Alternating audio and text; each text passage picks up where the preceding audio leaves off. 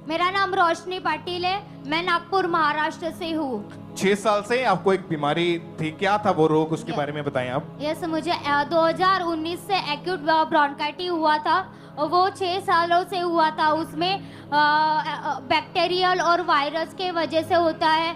उसमें सांस में सूजन आ जाती है और खांसी भी होती है। खांसी इतनी तेज होती है कि रात भर सो भी नहीं पाते, गले में स्वेलिंग आ जाती है। मुझे डेली लाइफ में बहुत प्रॉब्लम आती थी इसकी वजह से और मैंने 6 से 7 डॉक्टर भी चेंज किए, फिर भी मुझे कुछ फ़र्क नहीं पड़ा था।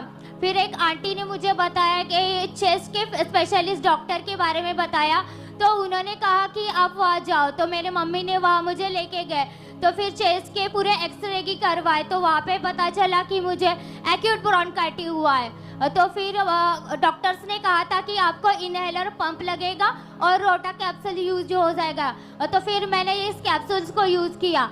तो फिर यूज़ करने की वजह से एक्चुअली मेरे स्किन पे पूरी इचिंग होती थी और बहुत फोड़े आते थे। उस वजह से और भी मुझे प्रॉब्लम फेस करनी पड़ी। उसमें मेरी स्टडी में भी इफ़ेक्ट हो गया था और मुझे परहेज भी किया गया था कि खट्टी चीज़ें नहीं खाना, आइसक्रीम नहीं खाना और बहुत सा परहेज बताया गया था। आपको डेली रूटीन में क्या प्रॉब्लम रहती थी घर डेली में? रूटीन में मैं रात भर सो नहीं पाती थी, खांसती थी। उस वजह से पेरेंट्स को भी बहुत तकलीफ होती थी, घर के लोग भी परेशान हो जाते थे। और डॉक्टर ने ये बोल दिया था कि लाइफ टाइम आपको ये मेडिसिन खानी पड़ेगी। लाइफ टाइम खानी पड़ेगी। इसका मतलब ये रोटा भी यूज करनी पड़ेगी। और इसको कितनी बार इस्तेमाल करते थे जो इसको इनहेलर मैं पंप? 6 से 7 बार इस्तेमाल करती थी। तो सभी डॉक्टर्स ने यही बोला था कि सारी उम्र दवाइयाँ खानी पड़ेगी? यस, सारी उम्र दवाइयाँ खानी पड़ेगी। कितने डॉक्टर्स ने ये बोला था आपको? 8 से 9 डॉक्टर्स मैंने चेंज कर चुकी। और कम से कम 6 साल तो आपने इलाज करवा लिया था। 6 से 7। फर्क नहीं पड़ा आपको? नहीं। फिर कैसे परमेश्वर ने आपकी जिंदगी में काम किया? अंकुनुला मिनिस्ट्रीज का कैसे मालूम हुआ आपको?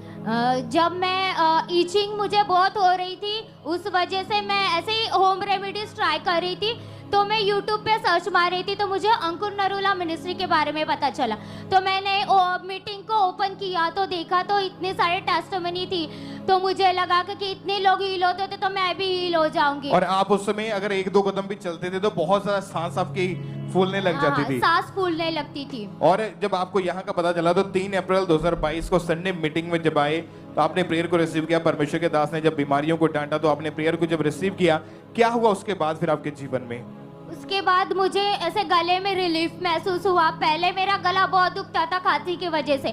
जब पापा ने वर्ड डिक्लेयर किए कि बीमार लोग चंगे हो रहे जो प्रार्थना करे, तो मैंने कहा प्रभु मुझे भी चंगा करो, मैं भी इतने दूर से आई हूँ, आप मुझे चंगा ही